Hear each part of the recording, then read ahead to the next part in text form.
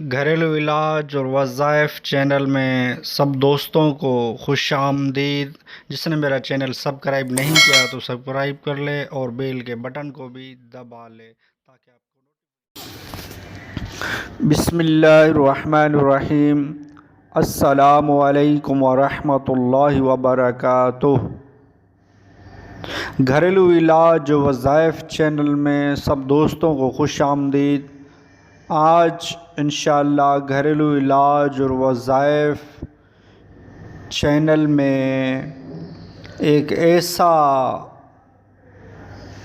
وظیفہ یعنی کہ دعائیں قبول کس دن، یہ ایک سوال ہے نا، دعائیں قبول کس دن؟ تو آپ کو اس کا جواب اس ویڈیو میں ملے گا کہ دعائیں کس دن قبول ہوتی ہیں۔ آج میں ایک ایسا دن آپ کو بتاؤں گا جس دن دعائیں قبول ہوتی ہیں۔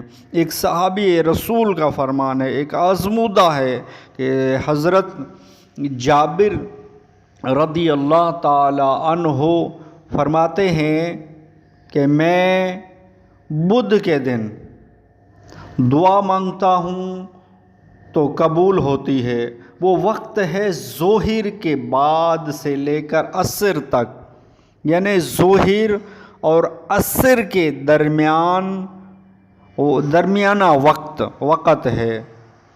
تو ایک صحابی رسول صلی اللہ علیہ وسلم کا ایک آزمودہ وقت ہے، اس وقت میں دعائیں قبول ہوتی ہیں۔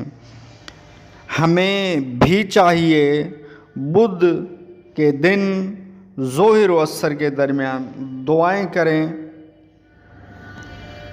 جس کا جو مسئلہ ہے وہ اس دعا میں مانگے، جو مسائل ہیں دعا انشاءاللہ قبول ہوگی، کیونکہ حدیث پاک کا مفہوم بھی ہے نا کہ دعا مومن کا ہتھیار ہے۔